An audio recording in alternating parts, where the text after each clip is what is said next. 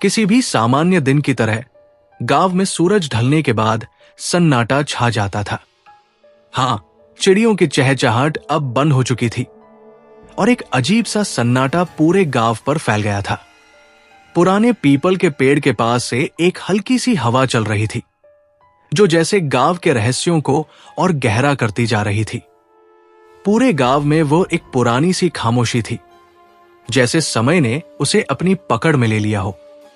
गांव के लोग अक्सर रात के समय घरों में बंद रहते थे और किंवदंतियां सुनाते थे। काली रात की किंवदंती, जो सालों पहले घटित हुई थी, जब गांव में एक डरावनी घटना ने सबको झकझोर दिया था। उस रात के बाद से कोई भी रात को बाहर नहीं निकलता था। गांव के बुजुर्ग हमेशा कहते थे, काली रात में जागना मना है। अदिति कई सालों बाद अपने बचपन के घर लौट आई थी। उसे याद था जब वो छोटी थी तो इस गांव की गलियों में भागती थी, हंसी मजाक करती थी।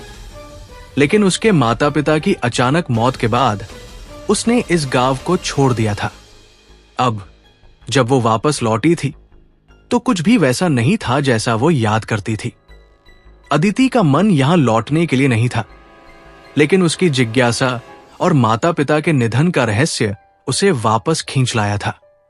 वो जानना चाहती थी कि आखिर वो क्या कारण था जो उसके माता पिता को गांव छोड़ने पर मजबूर कर दिया। क्या ये सब काली रात से जुड़ा हुआ था?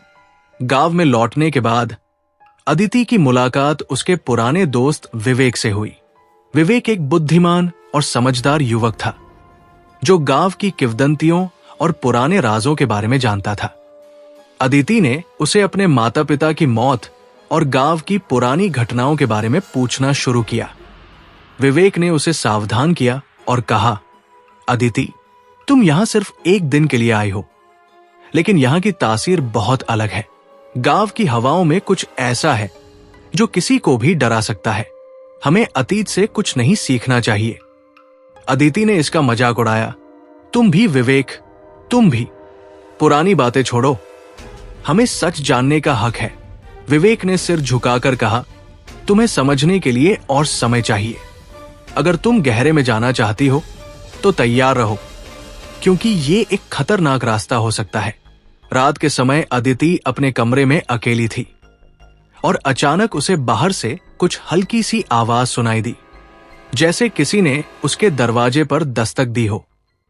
अदिति ने दरवाजा खोला, लेकिन कोई नहीं था। बस हवा का एक झोंका था जो उसे अंदर खींचता हुआ महसूस हो रहा था। तभी उसे अपनी छत के ऊपर हल्की सी सरसराहट सुनाई दी। वो जल्दी से पलंग पर बैठ गई और अपनी हिम्मत जुटाकर ऊपर देखा, लेकिन कुछ भी नहीं था। अचानक उसे वही पुरानी कहानियां याद आई जिन्हें उसकी दादी अक्सर सुनाती थी। वो कहानियां जिनमें गहरी रातों में अजीब घटनाएं घटी थी। अदिति की निगाहें कमरे में घूमती है। जैसे ही उसकी नजरें खिड़की के बाहर जाती हैं, उसे एक काले साए की हल्की छाया नजर आती है, जो धीरे धीरे गायब हो जाती है। उसका दिल धड़कने लगता है, लेकिन वो खुद को तसल्ली देती है कि ये शायद उसकी कल्पना थी। हालांकि वो रात भर सो नहीं पाई। सालों पहले जब अदिति के माता पिता इस गांव में रहते थे, तब उन्होंने हमेशा इस साए के बारे में बात की थी। काली रात के दौरान ये साया बहुत डरावना हो जाता है, उसकी मां अक्सर कहती थी। लेकिन अदिति ने उन बातों को कभी गंभीरता से नहीं लिया था। गांव में हर घर में एक ही कहानी सुनाई जाती थी, काली रात की कहानी। ये कहानी अतीत के किसी अंधेरे कोने से निकली हुई थी, जब एक भयंकर तूफान और घने बादलों ने गांव पर धावा बोला था। वह रात, जिसे अब कोई भी याद नहीं करना चाहता था, गांव में शापित थी। लोग कहते थे कि उस रात कुछ खौफनाक घटनाएं घटी थी और गांव की पूरी तस्वीर बदल गई थी। विवेक ने अदिति को धीरे धीरे सब कुछ बताया। वो बोला, काली रात वह रात थी जब गांव के सबसे अच्छे आदमी रामलाल को गद्दारी के आरोप में जिंदा दफना दिया गया। रामलाल बहुत अच्छा इंसान था, लेकिन गांव के कुछ लोगों ने उसे काले जादू का साधक मान लिया था। रामलाल की कहानी अब एक किंवदंती बन चुकी थी, लेकिन वो किंवदंती कुछ अलग ही रूप ले चुकी थी। गांव में एक समय ऐसा आया था जब लोग कहते थे कि रामलाल ने एक जादुई शक्ति हासिल करने के लिए एक खतरनाक शाप लिया था। लेकिन जब गांव के लोगों को यह बात पता चली तो उन्होंने उसे पकड़ लिया और एक रात में उसे पेड़ के नीचे गाड़ दिया। विवेक की आवाज में डर था। उसकी आत्मा अब शापित है। वो पेड़ अब उस पर काबू पाने की जगह बन चुका है। अगर तुम वहां जाती हो तो उस आत्मा से बचने की कोई गारंटी नहीं है। वो पेड़ जिस पर रामलाल की आत्मा को बंधक बनाया गया था, अब गांव के लोगों के लिए एक बुरी याद बन चुका था। एक पुराने पेड़ के नीचे, जिसके पत्ते कभी नहीं झड़ते थे, एक अजीब सी हलचल हमेशा महसूस होती थी। गांव के लोग उस पेड़ को देखकर खौफ खाते थे और कोई भी कभी पास से नहीं गुजरता था। कहते हैं कि जो भी उस पेड़ के पास जाता वो अगले दिन गायब हो जाता या फिर उसकी मौत हो जाती। अदिति के मन में उथल पुथल मच गई। क्या सच में उस पेड़ की आत्मा रामलाल की थी? और क्या उसके माता पिता ने भी कुछ ऐसा ही सामना किया था जो वे जानने के बाद भी बताना नहीं चाहते थे? अदिति ने धीरे धीरे विवेक से और जानकारी हासिल करना शुरू किया। वो जानना चाहती थी कि आखिर वो पेड़ क्यों इतना खतरनाक था और उसके माता पिता ने उसे छोड़ क्यों दिया था। विवेक ने बताया कि उसके माता पिता भी उसी रात के दौरान गांव में थे, लेकिन उन्होंने किसी भी प्रकार की गवाही नहीं दी थी। वो डर के मारे चुप हो गए थे और कुछ समय बाद वे गांव छोड़कर चले गए थे। अदिति का मन भारी था। क्या वो अपने माता पिता के साथ वही सब कुछ झेलने जा रही थी जो गांव के लोग पहले झेल चुके थे? वो महसूस कर रही थी कि वो किसी जाल में फंसने वाली थी, लेकिन वो डर से नहीं बल्कि सच को जानने की लालसा से भर गई थी। अदिति ने एक दिन पेड़ के पास जाने का फैसला किया। जैसे ही वो उस पेड़ के पास पहुंची, उसकी सांसें तेज हो गई। पेड़ की छाव में एक अजीब सा दबाव था, जैसे कोई पुराना राज बाहर निकलने को बेताब हो। तभी उसकी नजरें पेड़ की जड़ में एक पुरानी सी किताब पर पड़ी जो पूरी तरह से गिली थी। अदिति ने धीरे से किताब को उठाया। जैसे ही उसने किताब खोली, उसके अंदर कुछ रहस्यमय शब्द और संकेत छिपे हुए थे। किताब के पन्नों पर कुछ ऐसे संकेत थे जिन्हें पढ़ना कोई आसान काम नहीं था। अदिति को लगा कि यह वही किताब हो सकती है जो उसके माता पिता ने देखी थी और जिसे उन्होंने छुपा दिया था ताकि यह खतरनाक ना हो जाए। अदिति ने किताब को खोलते हुए अपने भीतर एक अजीब सा डर महसूस किया। क्या वो अब उस राज के करीब आ रही थी जिसे खोजने की कोई नहीं सोच सका?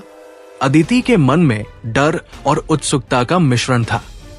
वो समझ रही थी कि वो किसी ऐसी शक्ति के संपर्क में आ रही थी जिसे वो समझ नहीं पा रही थी।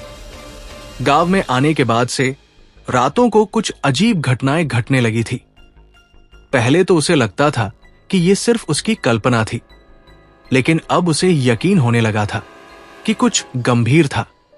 एक रात जब चांद आसमान में हल्के से बादलों में छुपा हुआ था, अदिति अपने कमरे में बैठी थी और पुरानी किताब को पढ़ने की कोशिश कर रही थी।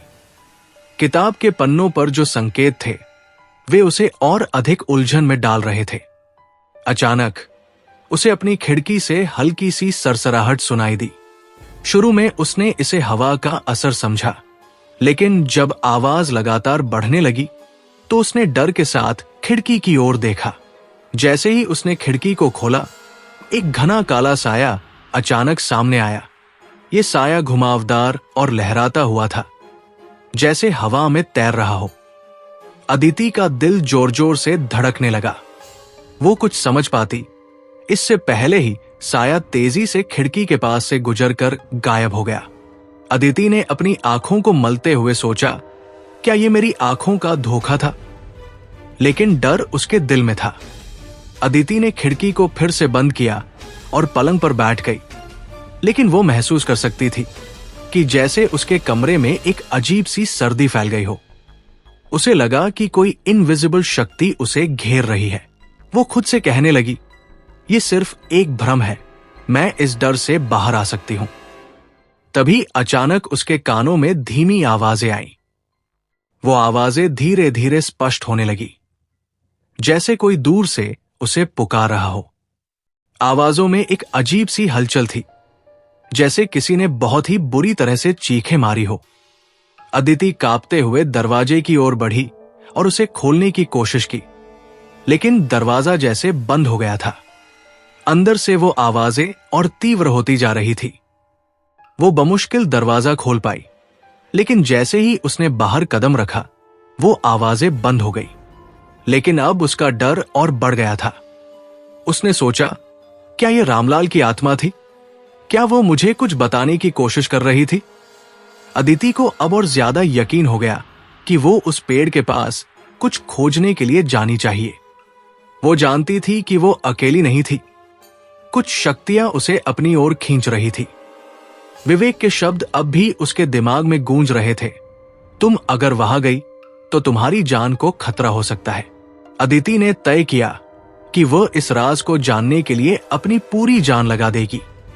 अगले दिन वो और विवेक फिर से पेड़ के पास गए।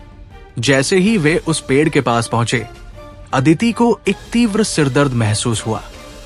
यह दर्द इतना भयंकर था कि वो नीचे झुक गई। तभी उसके सामने वही साया प्रकट हुआ, लेकिन इस बार वो अधिक घना और भयावह था। साया धीरे धीरे पेड़ के नीचे से उभरा और अदिति की ओर बढ़ा।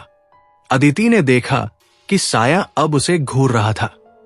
उसकी आंखों में एक गहरी हताशा और नाराजगी थी, जैसे वह किसी शापित आत्मा का प्रतीक हो। उसने देखा कि पेड़ के आसपास का माहौल और अंधेरा हो गया था। वहां खड़ा होना अब और भी खतरनाक लगता था। अचानक वो साया अदिति की ओर बढ़ा और जैसे ही वो उसके करीब पहुंचा, एक हल्की सी आवाज आई, ये तुम्हारे माता पिता की गलती थी। ये आवाज कटीकटी और थकी हुई थी, जैसे वह किसी दर्दनाक अतीत से आई हो। अदिति कांपते हुए पीछे हटी, लेकिन साया गायब हो गया। ये अनुभव उसकी जिंदगी का सबसे डरावना पल था। उसने विवेक की ओर देखा। ये सच है, ये सब सच है। विवेक ने अदिति को घबराए हुए देखा और उसे फौरन वहां से ले जाने की कोशिश की। तुमने बहुत गहरी खुदाई की है अदिति, अब तुम्हें रुक जाना चाहिए। वो जो साया है वो सिर्फ एक चेतावनी नहीं, बल्कि एक खतरनाक चेतावनी है। विवेक के चेहरे पर चिंता थी और अदिति को महसूस हुआ कि वो कुछ ऐसा कर चुकी थी जिसे अब वापस पलटना मुश्किल था। अदिति ने महसूस किया कि अब वो इस गांव और उसके इतिहास से अजनबी नहीं रह सकती थी। वो इस शापित गांव के काले राज में फंस चुकी थी और उसकी जान अब इस गहरे रहस्य पर निर्भर करती थी। लेकिन वो जानती थी कि एक बार साया उसके पास आया था तो वो उसे छोड़ने वाला नहीं था। उसकी आत्मा अब जुड़ी हुई थी और उसे इस काले साए से मुक्ति पाने के लिए हर कीमत चुकानी थी। अदिति के अंदर एक अजीब सी ताकत और साहस आ गया था। वो जान चुकी थी कि अगर वो इस रहस्य का पर्दाफाश नहीं करेगी तो न केवल उसका भविष्य, बल्कि इस पूरे गांव का भविष्य भी दांव पर होगा। वो अब इस साए से बचने की नहीं, बल्कि इसका सामना करने की तैयारी कर रही थी। अदिति ने पुरानी किताब को एक बार फिर से खोला। वो समझ चुकी थी कि किताब के पन्नों पर केवल अजीब शब्द नहीं थे, बल्कि एक गहरी चेतावनी छिपी हुई थी। जैसे ही वो किताब को पढ़ने लगी, उसके सामने कुछ संकेत उभरे। तुम्हारे माता पिता का जुड़ाव सिर्फ तुम्हारी यादों से नहीं है, उनके बिना ही तुम यहां नहीं आती। ये शब्द उसके अंदर हलचल मचाने के लिए काफी थे। अदिति ने अब यह महसूस किया कि उसके माता पिता इस गांव से पहले से जुड़े हुए थे। किताब में दिए गए संकेतों के आधार पर उसने अनुमान लगाया कि उसके माता पिता उस शापित रात के दौरान उस पेड़ के पास थे। क्या वे भी उस समय उसी शापित ताकत से संपर्क कर चुके थे? विवेक से बात करते हुए अदिति ने कहा, मुझे लगता है कि मेरे माता पिता को भी इसी जादू का शिकार बनाया गया था। वे जो भी कर रहे थे, वे उस शाप से बचने के लिए थे, लेकिन अंत में वो बच नहीं पाए। विवेक ने गहरी सांस ली और कहा, तुम सही कह रही हो अदिति, मुझे डर था कि तुम ये सब जान जाओगी, लेकिन अब ये सच है। तुम्हारे माता पिता ने वो शाप लिया था क्योंकि वे गांव को बचाना चाहते थे, लेकिन वे खुद शिकार हो गए। अब अदिति के सामने एक और रहस्य सामने आया। किताब में एक खतरनाक अरेखित विधि थी जिसे काली रात का अनुष्ठान कहा जाता था। यह विधि किसी गांव या जगह को बचाने के लिए की जाती थी, लेकिन इसमें शामिल होने वाला हर व्यक्ति शापित हो जाता था। ऐसा लगता था कि अदिति के माता पिता ने यह अनुष्ठान करने का निर्णय लिया था ताकि गांव को उस काले साए से बचाया जा सके। अदिति ने अपनी आंखें बंद की और गहरी सांस ली। वो अब इस सत्य को पूरी तरह से समझ चुकी थी। उसके माता पिता ने अपने जान की आहुति दी थी ताकि इस गांव को बचाया जा सके, लेकिन इस शाप के बाद उनकी आत्माएं अब इस गांव में बंधी हुई थी। अदिति को महसूस हुआ कि वो किसी भारी जिम्मेदारी के तहत जी रही थी। ये जिम्मेदारी उसे उस शाप से मुक्ति दिलाने की थी जो अब तक उसके माता पिता के साथ साथ गांव के लोगों को भी घेर चुकी थी। एक रात जैसे ही वो पेड़ के पास पहुंची, उसे एक पुरानी सी आवाज सुनाई दी, तुमने वो कदम बढ़ा लिया है जो अब पीछे नहीं हट सकते। अदिति ने देखा कि उस पेड़ के नीचे कुछ रहस्यमयी शैडो जैसी आकृतियां उभरने लगी। ये आकृतियां धीरे धीरे स्पष्ट होती जा रही थी। अदिति को लगा कि वो अब शापित आत्माओं से घिरी हुई थी। साया की आवाज सुनाई दी, अब तुम्हें वही करना होगा जो हमसे लिया गया। कभी भी काली रात का अनुष्ठान अधूरा नहीं छोड़ा जाता था, और अदिति को अब ये समझ में आया कि उसे उस शाप को खत्म करने के लिए आखिरी कदम उठाना होगा। लेकिन वो जानती थी कि इस कदम के साथ एक बड़ी कीमत जुड़ी हुई थी। वो डरते हुए अपनी आंखों में आंसू और साहस लेकर पेड़ के पास खड़ी हो गई। अदिति ने महसूस किया कि इस स्थान पर उसे अपनी पूरी ताकत और दिल से जुड़ना होगा। उसने किताब के पन्नों को फिर से खोला और अंतिम मंत्र को पढ़ा जो शाप को खत्म करने के लिए था। जैसे ही अदिति ने उस अंतिम मंत्र को उच्चारण किया, एक अजीब सी हलचल शुरू हो गई। आसमान में बादल घने हो गए और वातावरण में गहरी सर्दी छा गई। अचानक पेड़ के पास एक भयावह शक्ति उभरी जिससे पूरा वातावरण कांप उठा। अदिति के सामने वही साया खड़ा हो गया जो उसे पहले भी परेशान कर चुका था। यह साया अब पूरी तरह से रूप बदल चुका था।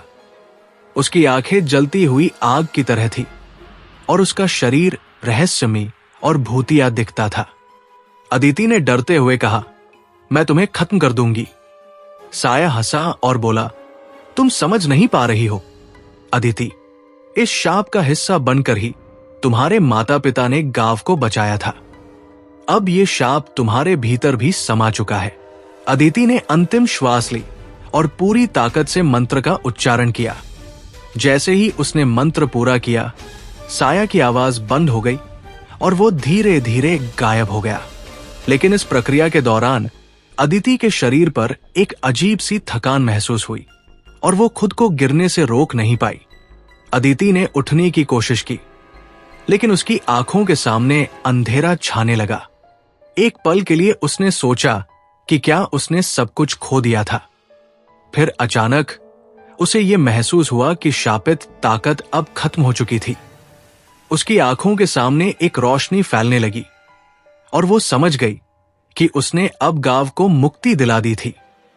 अदिति के मंत्रों के उच्चारण के बाद जैसे ही वो नीचे गिरी, उसकी आंखों के सामने एक अजीब सी खामोशी छा गई।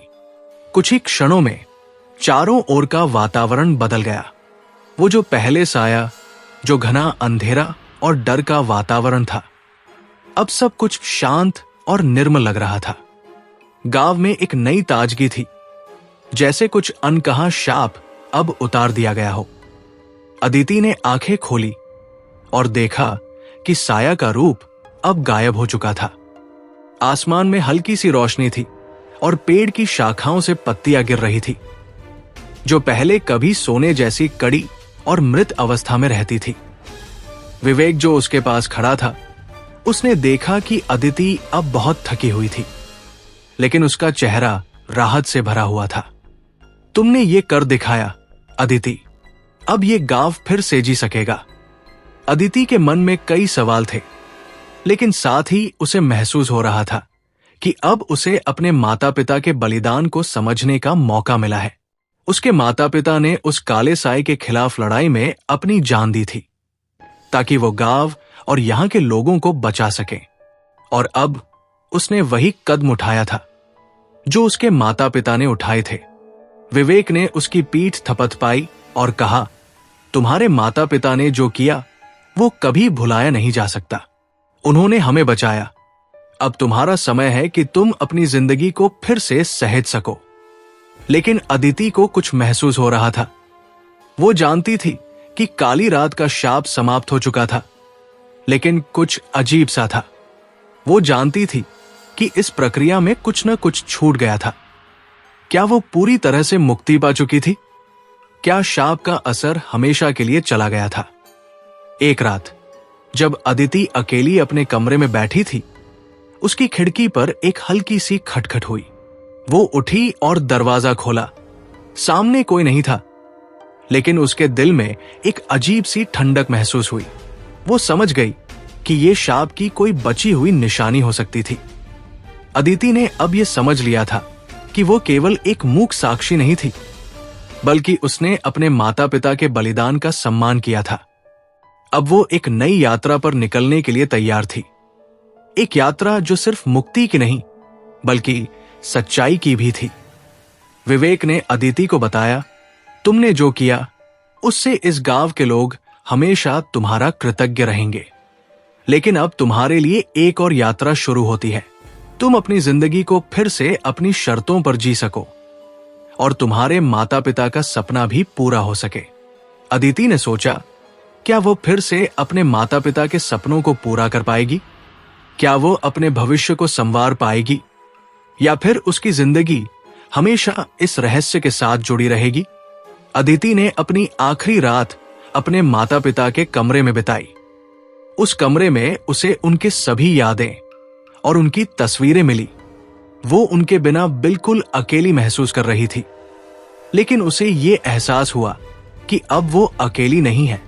वो अपनी ताकत से खुद को खड़ा कर सकती थी, और वही ताकत उसे अपने माता पिता के जीवन के साथ जुड़ने का मौका देगी। अदिति ने एक आखिरी बार अपनी आंखों में आंसू भरकर कहा, मां, पापा, मैंने आपका सपना पूरा किया। अब मैं आपकी राह पर चलने के लिए तैयार हूं। अदिति ने गांव को छोड़ने का निर्णय लिया। यह गांव अब शापित नहीं था, और उसके अंदर भी एक नई ऊर्जा आ चुकी थी। वो अपने माता पिता की जिंदगी से जुड़ी हर याद को साथ ले जाने के लिए तैयार थी, लेकिन अब उसे खुद को भी ढूंढने का समय था। विवेक ने उसे अंतिम बार देखा और कहा, तुमने अपनी राह खुद चुनी है अदिति। अब तुम्हें अपनी जिंदगी को अपनी शर्तों पर जीना होगा। अदिति मुस्कुराई और गांव से बाहर निकल पड़ी, एक नई सुबह, नए सपनों और उम्मीदों के साथ। उसने जान लिया कि इस काली रात के बाद उसे अब अपने नए जीवन की शुरुआत करनी थी।